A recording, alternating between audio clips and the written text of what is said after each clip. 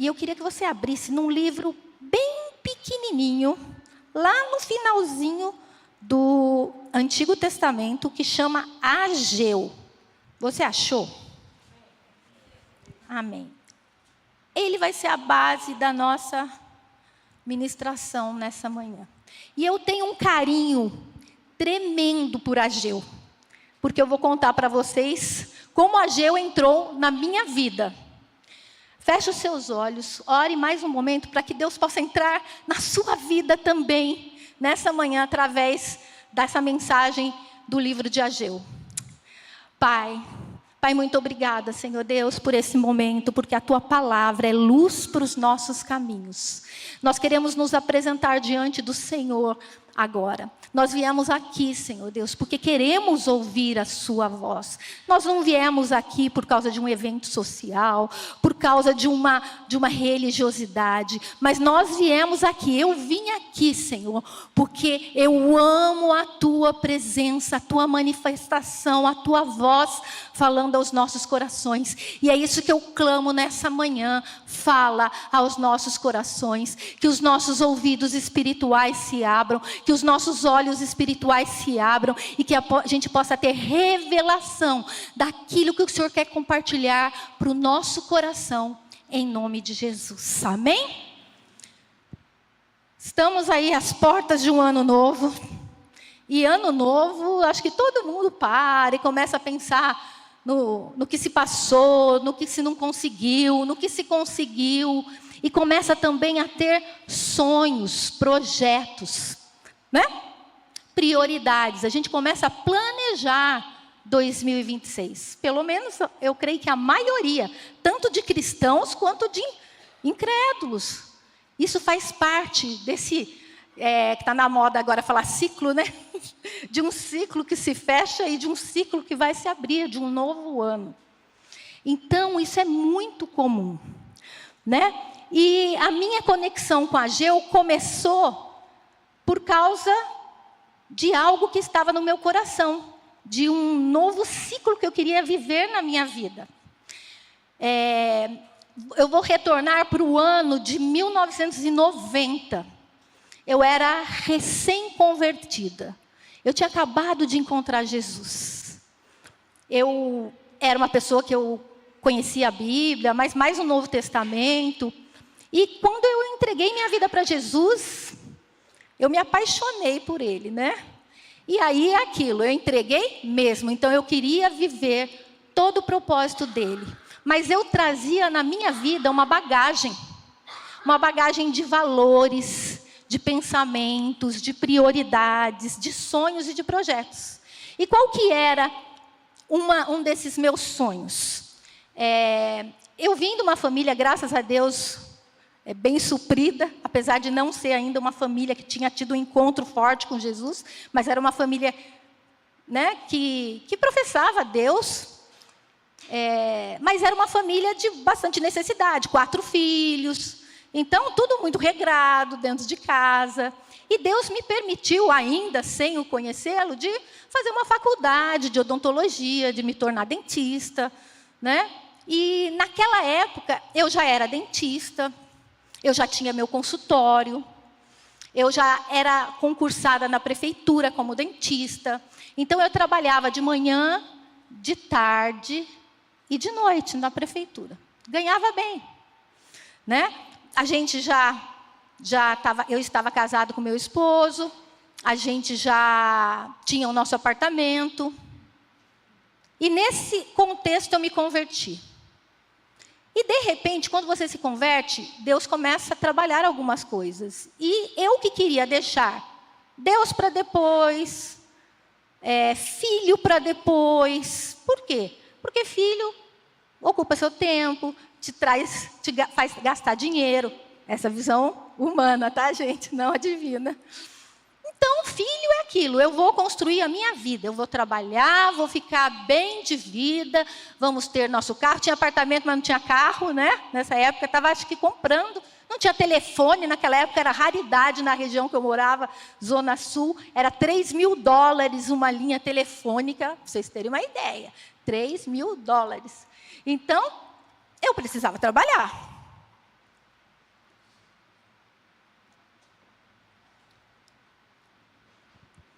E era isso que estava acontecendo. Mas eu me converti e Deus começou a colocar um desejo no meu coração de ter uma família. Porque Deus é um Deus de gerações, amém? Deus não vê só o individual, só o casal. Deus vê gerações. Ele sempre trabalhou assim e até que Ele volte vai continuar sendo assim. E Deus começou a colocar no nosso coração o desejo de ter filhos, mas com esses valores. E aí, eu comecei a pensar, como que eu vou fazer? Hoje eu trabalho de manhã, de tarde e de noite. E nem pensava em mudar isso. Né?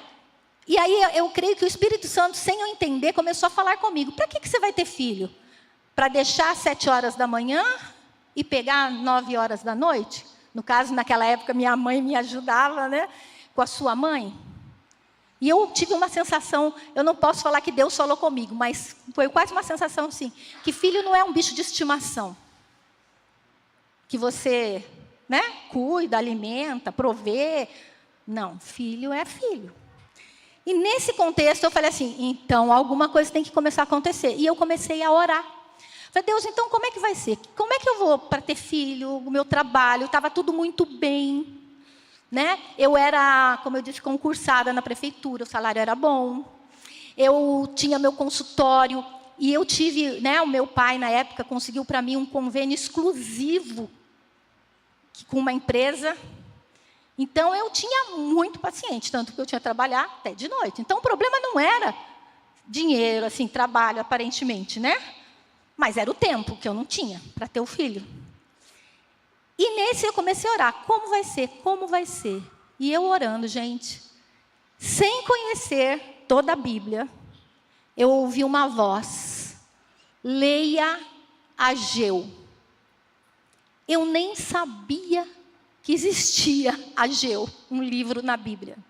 Eu nem sabia, né, se existia.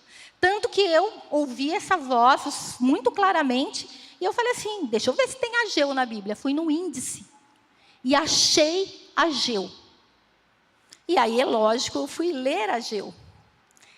Eu vou contar, mas depois eu quero que a gente leia, porque Deus pediu para eu ministrar essa palavra hoje. Porque se você quer um 2026, eu não vou falar disso, mas de sucesso mesmo, sucesso natural, espiritual, você precisa receber essa palavra que Deus está compartilhando conosco nessa manhã. E aí eu fui ler Ageu. Quando eu li Ageu, eu não conhecia o contexto de Ageu, que depois vou contar para vocês. Não sabia que ele era profeta, não sabia que fazia parte do povo, de exílio, eu não sabia de nada. Não sabia de nada. Mas o que eu li em Ageu, o Espírito Santo começou a falar comigo. Resumindo, o que Deus falou comigo. Você tem semeado muito, mas colhido pouco. E o que você recebe de salário é como se tivesse colocado num saco furado. Considera o seu caminho. Aquilo bateu em mim, né? Porque ele fala aqui, eu vou ler para vocês, eu não consigo não ler, porque a palavra fala assim, acaso é tempo de vocês morarem em casas luxuosas, enquanto este templo permanece em ruínas? Portanto, assim diz o Senhor dos Exércitos, considerem, né, o seu caminho. Vocês semearam muito e colheram pouco. Comem, mas isso não chega para matar a fome. Bebem, mas isso não dá para ficarem satisfeitos. Põem roupa, mas ninguém se aquece. E o que recebe de salário, recebe para colocá-lo numa sacola furada. Assim diz o Senhor dos Exércitos. Considere o que tem acontecido com vocês. Aí ele vai lá e ele falou assim... Fiz vir a seca sobre a terra, sobre os montes, sobre o cereal, sobre o vinho, sobre o azeite, sobre o solo que o solo produz. E sobre os animais e todo o trabalho das suas mãos. E ainda eu li uma frase no versículo 10 que me chocou, que fala assim, por isso os céus retêm o seu orvalho e a terra não produz os seus frutos. Por que me chocou? Porque aqui estava falando que não é que não tinha orvalho. É que os céus estavam retendo o orvalho. E era isso que eu estava vivendo. Por quê? Porque eu ganhava muito, mas eu não via o dinheiro. Como eu disse, estava longe de ter o meu telefone. Não via. E isso porque o meu marido também, funcionário federal, engenheiro no INPE, né? Então, salários bons. Mas a gente não via. A gente não entendia esse negócio. Assim, como dizem, né, que a última coisa que se converte é o bolso. E eu era uma pessoa muito assim, invocada. Então, esse negócio de dar dinheiro para a igreja, na minha cabeça, né? Eu precisava meditar mais, né? E aí, nesse contexto, veio essa palavra. E aí, e Deus comigo, Ele faz assim, Ele não fala muitas vezes o que eu tenho que fazer. Ele só me lança a palavra. E Ele falou assim, a minha casa está em ruínas, enquanto você corre atrás da sua casa luxuosa. O que era casa em ruínas? Na época, eu era recém-convertida. A gente sabe que nós somos o templo do Espírito Santo. E eu estava realmente destruída, né? Precisava começar do zero. Quando você se converte, a limpeza, todas as coisas. E Deus estava falando, você precisa priorizar a sua vida espiritual. E foi isso que Deus falou comigo. Por quê? Porque naquela época tinha como se fosse GR, mas eu não ia, né? Porque eu estava trabalhando. Tinha células de casais, como se fossem estudos, que nem nós temos aqui na igreja. E eu não ia. Por quê? Porque eu precisava ganhar dinheiro. Então, estava sendo me oferecido um banquete na igreja e eu não estava participando. Por quê? Não, gente, a gente tem que trabalhar, né? É isso que a gente tem que...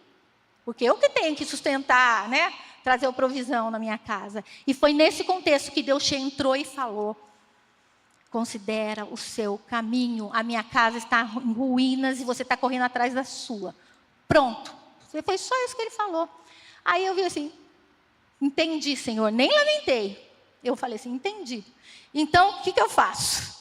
Fecho meu consultório ou saio da prefeitura? Orei. Deus não me respondeu claramente, como eu gostaria.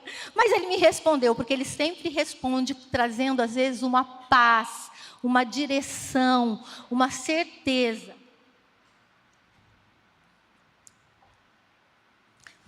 E a direção foi, fecha seu consultório. Quer dizer, não foi assim, eu não ouvi, tá, gente? Fecha seu consultório, mas foi o que eu senti. Por quê? Na prefeitura, eu trabalhava meio período, 4 horas. Eu tinha horário de entrar, eu tinha horário de sair. Eu queria engravidar, né? Eu ia ter férias, licença maternidade, inúmeros benefícios. No consultório, era uma bênção. Financeiramente, eu ganhava mais. Mas não que seja mais responsabilidade, né? O seu trabalho é uma responsabilidade. Você tem responsabilidade em 2 lugares. Mas seu consultório, você tinha que pagar. Eu não tinha. Então, eu pagava aluguel, pagava secretária, tinha que preocupar com material, um monte de coisa. E Deus estava querendo, no meu caso, simplificar a minha vida. E me fazer aquilo que Ele tinha me chamado para fazer. Que um grande dos propósitos era ser mãe. Né? Esse é um testemunho pessoal, queridos. Cada um tem a sua história, cada um tem a sua vida. Por isso que Deus fala individualmente, né? Eu fiz essa opção. Tem pessoas que largam tudo. Glória a Deus. Tem pessoas que não largam nada. Trabalham 12 horas por dia. Glória a Deus. No meu caso, eu tive esse privilégio de trabalhar 4 horas, cuidar dos meus filhos, não abandonar a minha profissão, né? E foi uma bênção.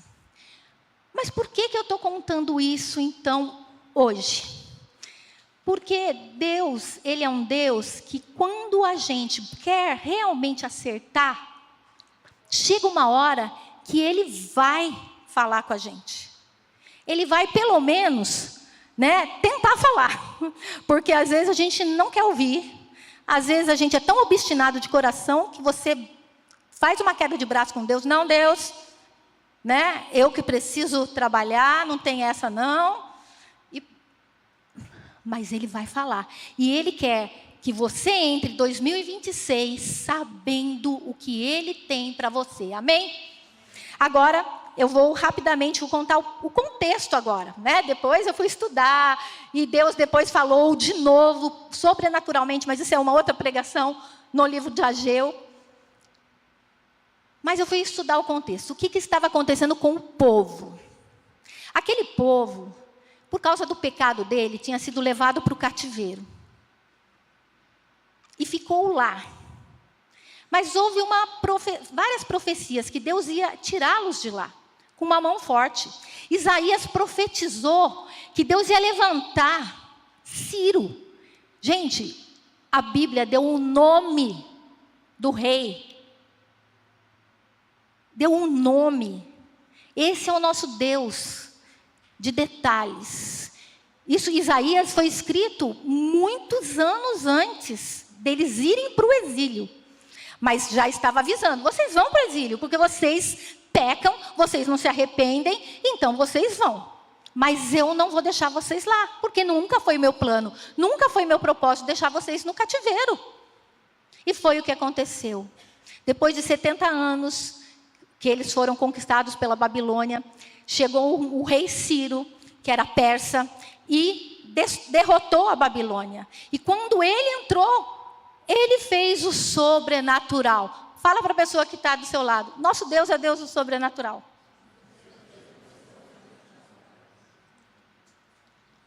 O que ele fez? Ele falou assim: o povo, vocês podem voltar, tá? Mas vocês não vão voltar de mão abanando, não. Eu vou preparar tudo para vocês. Sabe por quê? Porque Deus falou comigo. Amém? Deus fala com o ímpio quando ele tem um propósito e a gente vai viver esse propósito. Ele quer, né? Ele falou. E Ciro preparou tudo. E levantou Zorobabel, que era um governante. E juntamente foi Josué, que era o sumo sacerdote, com vários outros sumos sacerdotes, outros líderes. E eles voltaram com, se não me engano, posso estar errada, tá?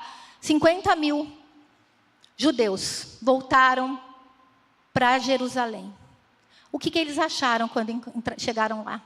Uma cidade destruída. Totalmente escombro. Queridos, vocês já ouviram falar do Templo de Salomão, né? O templo mais glorioso, mais suntuoso, todo de ouro. Esse templo estava no chão. Todos os utensílios do templo tinham sido levados por Nabucodonosor. E quando Ciro tomou posse desse novo reinado, ele mandou os caras voltarem com os utensílios. Então, eles voltaram com os utensílios, mas não tinha templo, não tinha altar. E Deus é um Deus que ele se preocupa sim com o muro, com a cidade, mas o templo é onde carrega a glória dele, a presença dele. O sacrifício é a conexão do homem com Deus. E ali ele falou: vocês vão voltar e vocês vão restaurar o altar. E eles restauraram o altar. Todos animados. Nossa, imagina, Deus tinha levantado Ciro, mandou com tudo, com dinheiro, com tudo, e eles começaram. Aí eles levantaram o altar, começaram a fazer o sacrifício e começaram a colocar de novo as fundações no templo. O que aconteceu? Ataques, resistência. Os samaritanos que estavam habitando lá na terra, que era um povo mesclado, misturado, chegaram a falar assim, animados também. Não, a gente quer construir com vocês, porque a gente aqui da cidade, né? E a gente quer reconstruir. E eles tinham entendido no cativeiro, tanto que depois do cativeiro, judeu é judeu, não é verdade? Judeu verdadeiro é judeu, eles não se misturam, eles não se mesclam. E no cativeiro, eles entenderam, só o Senhor é Deus, não há mistura. Deus sempre falou, não se misture com um povo que vai trazer você para a perdição, não se misture. Então eles chegaram e falavam assim, não, nós construir o templo agora. E se revoltaram, já não era mais Ciro que que estava governando, era um outro. E eles foram lá falar assim, eles estão reconstruindo porque eles querem se tornar um povo forte, eles vão dar problema para você. E no caso, naquela época, o rei falou assim, então para. E o que eles fizeram? Está tendo perseguição. A gente já está aqui mesmo.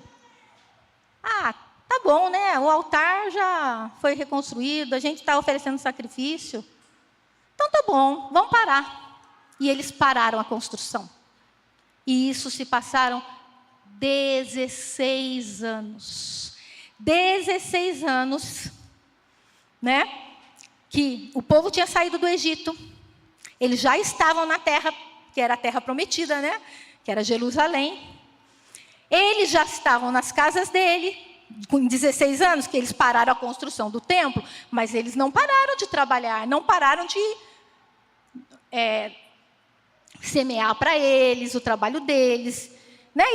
E tudo bem, então, mas eles já tinham a casa dele, os trabalhos dele e a rotina deles. Mas o templo permanecia em ruínas. O templo estava em ruínas. E para eles estava tudo bem, estava tudo certo. Mas não estava tudo certo para Deus. Fale para você mesmo. Às vezes eu posso pensar que está tudo bem, mas não está tudo bem. Fala para você.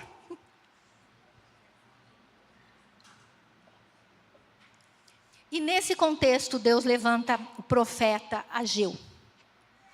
E o profeta Ageu, ele trouxe uma mensagem. Não estava tudo bem.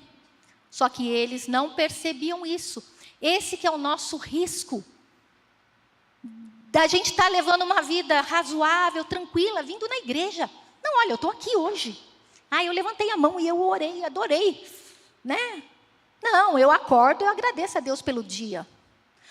Não, a hora que eu durmo também eu agradeço pelo dia que passou, pelo livramento, pelo cuidado. Está tudo bem. Deus me ama, Jesus morreu por mim, já me perdoou, está tudo bem. Será que está tudo bem? E aí, em Ageu, Deus se levanta. E aí, você que está aberto, em Ageu, se quiser acompanhar, eu vou ler de novo alguns versículos, tá? Mas eu creio que agora vocês entendendo o contexto, Deus vai falar mais poderosamente. E é o que eu espero, porque a palavra de Deus é como uma espada de 2 gumes, capaz de separar juntas e medulas. E é essa minha oração que eu fiz hoje. Senhor, eu não estou ali para fazer eles passarem tempo. Não, sou eu, tá, gente? Não estou ali para fazer ninguém passar tempo, para contar uma história. Porque nem sou uma boa contadora de história. Mas eu estou ali porque eu creio que o Senhor, assim como mudou assim na minha vida, prioridades, destinos, me deu uma direção, o Senhor vai fazer isso nessa manhã. Amém? Então, aí, Ageu se levantou e no versículo 2 diz assim: assim diz o Senhor dos Exércitos, este povo diz, ainda não chegou o tempo em que a casa do Senhor deve ser reconstruída. É engraçado porque foi Deus que se levantou e ele diz, este povo. Detalhe, mas Deus estava bravo. Porque quando Deus não está bravo, ele fala assim, o meu povo. Quando ele está bravo, este povo, é que nem filho, né? O seu filho. Né? Quando é assim, meu queridinho, não sei quem, quando está fazendo bagunça, o seu filho está fazendo bagunça. E é isso que ele falou, este povo diz que não chegou o tempo da casa do Senhor ser reconstruída. Para pensar. E aí, eu quero que você tenha, assim, não assim uma braveza do Senhor falando com eles ou com você, mas uma dor. Esse povo que diz que é meu, que diz que me serve, que diz que eu sou o Senhor, esse povo, ele está dirigindo a vida deles. Eles estão falando se chegou o tempo ou não chegou o tempo. E para eles, não chegou o tempo. Por quê? Porque eles desanimaram. porque eles se frustraram, porque veio, né? Porque a gente pensa que a gente recebe promessa e vai cair tudo no nosso colo. Mas não, tem resistência. Tanto que hoje nós cantamos música de guerra. E você tem que ter dentro da sua casa louvores de guerra. Porque não é só você e Deus. Se fosse, perfeito. Mas existe um mundo espiritual lutando contra você. Para que você não viva os planos, não viva os propósitos que o Senhor tem para a sua vida. E aqui Deus fala, né? Esse povo diz, ainda não chegou o tempo. E aí, por isso, veio de novo Deus, agora dando uma palavra de exortação, porque Deus ama. Deus ama, por isso que Ele nos exorta. O pai corrige o filho que Ele ama. E disse assim, acaso é tempo de vocês morarem em casas luxuosas, enquanto esse templo permanece em ruínas? Portanto, assim diz o Senhor dos Exércitos, considerem os seus caminhos. Vocês semearam muito e colheram pouco.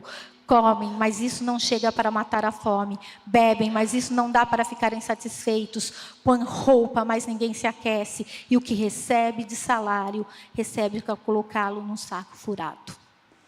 E eu quero parar e perguntar para você. Aqui ele estava falando de realmente provisão financeira. E pode ser que seja o seu caso. Você fala assim, Deus, parece que eu, né?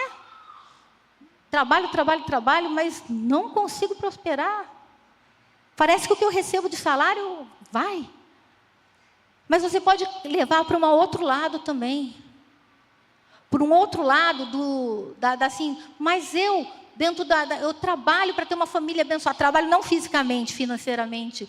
Assim, mas eu não consigo prosperar. Aí eu tento ser uma boa esposa. Aí eu tento ser um melhor marido. Eu.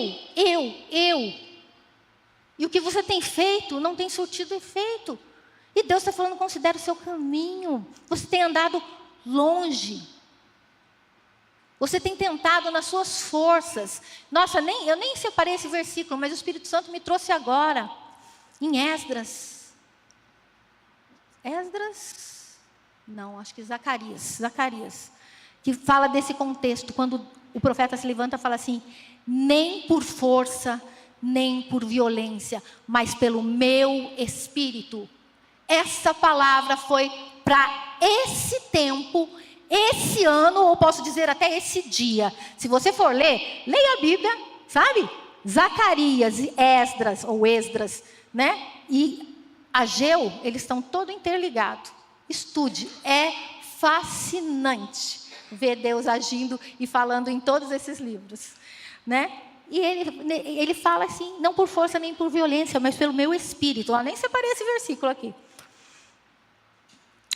E aí, o que Deus estava querendo falar para o povo? As suas prioridades estão invertidas. Qual que era o problema? O povo estava em pecado? O povo estava em idolatria? Não. Assim, pecado que eu falo, pecado descarado, né? Ele estava pecando de outra forma. Por causa da negligência. O povo estava assim, Deus estava repreendendo o povo por causa do adiamento. O adiamento, sabe aquilo? Não, depois eu faço. A GR, cada um tem o seu contexto, tá, gente? Eu não estou aqui para falar de ninguém. Mas, eu vou lá, não tenho paciência, não. Depois. Não, é minha casa. Depois. O culto de casais. Ai, gente, eu já fui em culto de casais esse ano. Meu casamento está legal. Depois. Adiamento. Falta de prioridade. Ou melhor, não era falta de prioridade, era prioridade invertida. Deus, querido, Ele não foi rejeitado. O povo não rejeitou Deus. O povo deixou Deus de lado. Deus foi colocado para depois. Deus foi trocado pelas minhas prioridades, pelo que eu acho.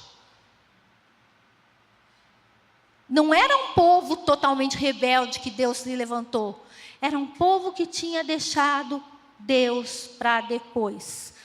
Sabe, escrevi aqui, o maior inimigo da gente não viver os propósitos de Deus para as nossas vidas é uma vida sem prioridade espiritual. Porque a gente tem prioridades naturais, mas a gente falta as prioridades espirituais. E às vezes uma vida confortável, que nem assim, eu tenho uma igreja, eu até tenho um ministério, né? Mas você não está vivendo o centro da vontade de Deus. E se você está aqui, você sente-se incômodo, é porque o Espírito Santo está falando com você. A mais. Eu estou te chamando para mais perto. Eu estou te chamando para um alinhamento mais fino comigo. Porque essa palavra é para mim também, não é só para pregar para vocês. E ali eles... Então, como eu disse, eu até separei um outro versículo que eu amo, que fala disso. A gente quer viver uma vida dentro do propósito de Deus? Jesus, quando ele estava falando também da correria da vida, né? De você, né, precisar trabalhar para comer, para se vestir. Não estou aqui fazendo uma apologia contra o trabalho, hein? Pelo amor de Deus. Mas assim, Jesus quis botar ordem. E ele fala aquela frase que vocês me escutam falar daqui, que eu falo de boca cheia. Porque Deus já ministrou isso no meu coração. Olha as aves do campo. Não, olha as aves do céu. Elas não semeiam nem ceifam, mas o meu Pai cuida delas. Olha as ervas do campo. Elas não tecem e nem fiam, mas o meu Pai as veste. Aí Jesus solta aquela famosa frase: mas buscai em primeiro lugar o seu reino e a sua justiça, e todas essas coisas vos serão acrescentadas. Buscai em primeiro lugar. Prioridade. Não foi só o profeta Ageu que falou para um povo do Antigo Testamento: mas é Antigo Testamento, né? Não. Jesus está falando: buscai em primeiro lugar. Você pode sim cuidar da sua vida. Você pode sim comer bem, se exercitar, trabalhar. Você pode sim, mas não inverta as prioridades da sua vida. Deus, Ele está dando esse recado muito claro para nós nessa manhã. Amém? E aí eles constataram que tinha algo errado. Por quê? Porque eles estavam semeando muito, estavam colhendo pouco. E aí, como eu disse, eu vou correr agora, porque para a gente ir terminando. E aí diz, né? Por isso o céu retém o seu orvalho. Ou seja, muito esforço, às vezes, e pouco resultado. Se tudo isso está sendo feito, mas nós não colhemos o fruto desejado, Deus pode estar chamando a gente para realinhar nossas prioridades. Amém? Eu estou frisando mesmo isso, não estou repetindo. Nossa, o pastor está repetindo muitas vezes a mesma coisa. Não, eu estou frisando mesmo. Né? E aí acontece o seguinte: Deus, Ele nunca nos avisa e não fala como. Porque se você olhar aqui no versículo 8, ele já começa a falar, 1:8. Vão até o monte, tragam madeira e reconstruam o templo. Dele me alegrarei e serei glorificado, diz o Senhor. Então ele já falou, vocês têm que trabalhar. Não é só, tá bom, entendi, Deus. Não. Então, o que vocês vão fazer? Vocês vão agir. Amém? Vocês vão agir. E aí, foi o que foi o chamado. Então, o que o profeta Ageu fez? Ele fez um chamado ao arrependimento e à obediência. E o povo se arrependeu e começou a obedecer. Amém? Então, tem hora na nossa vida que a gente tem que parar. E é isso que você faça isso. Eu creio que Deus já está começando a fazer você parar agora e pensar algumas coisas hoje. Mas nesses tempos, examine corrija. E é lindo ver que no versículo 12, o povo atende, o título até na minha Bíblia, que é um título, né, fala assim: o povo atende ao Senhor. Então Zorobabel, filho de Salatiel, e Josué, filho de Josadaque, o sumo sacerdote, e todo o remanescente do povo atenderam à voz do Senhor seu Deus e às palavras do profeta Ageu, as quais o Senhor seu Deus havia ordenado que ele dissesse. E eu não senti que Deus ordenou, mas Deus me pediu, tá? Não estou falando que eu sou uma profeta canônica, mas assim, eu sinto que o meu ministério hoje aqui está como profeta, né? E o povo temeu diante do Senhor. Então Ageu, o enviado do Senhor, falou ao povo segundo a mensagem ao Senhor, dizendo. Aí, quando o povo se arrependeu e falou: entendi, eu estou com vocês, diz o Senhor. Eu posso ouvir um glória a Deus? Amém. Glória a Deus. E ele diz: quando o povo obedeceu à voz do Senhor, as promessas começaram a ser liberadas. E a primeira promessa é: eu estou com vocês, eu sou convosco, diz o Senhor. E a presença de Deus, ele transforma tudo.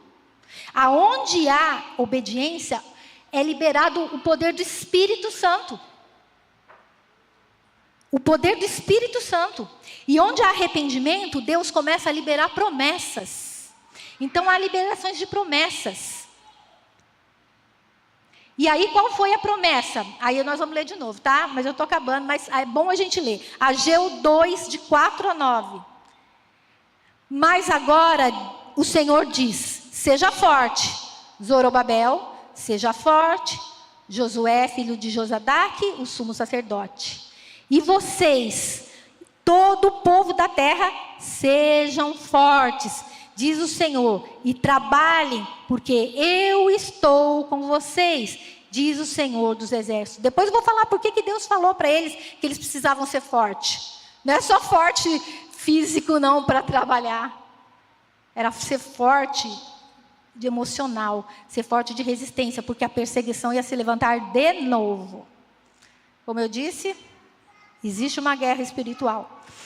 Versículo 5. Segundo a aliança que eu fiz com vocês quando saíram do Egito, o meu Espírito habita no meio de vocês. Não tenham medo. Olha Deus falando aí, não tenha medo. Pois assim diz o Senhor dos exércitos: daqui a pouco, mais uma vez, esse é o nosso Deus, que Ele está hoje aqui para fazer mais uma vez na minha vida e na sua. Mais uma vez. Perdi aqui. Eu farei tremer o céu, a terra e o mar e a terra seca. Farei tremer as nações e serão trazidas as coisas preciosas de todas as nações. E encherei esse templo de glória, diz o Senhor dos exércitos. Minha é a prata, meu é o ouro, diz o Senhor dos exércitos. A glória deste novo templo será maior do que a do primeiro, diz o Senhor dos exércitos. E neste lugar darei paz, diz o Senhor dos exércitos. Queridos, a gente vê muita gente usar esse versículo, né? Minha é prata, meu é ouro. Olha, eu estou bem, porque eu sou filha de Deus. Minha é a prata, dele é a prata, deu ouro, então é meu. O contexto que está esse versículo na Bíblia é um contexto de acorda, muda a prioridade, obedece, e aí, como diz o meu pai, que está aí, deixa comigo. Meu pai tem essa frase, sabe? Deixa comigo. E é isso que o seu pai fala também. Deixa comigo. Mas não é assim, jargão, sou filho de Deus, não dizimo, não oferto, não pago conta, devo para todo mundo, mas sou filho de Deus, minha prata, meu ouro é dele, então é meu. Deus é um Deus sério.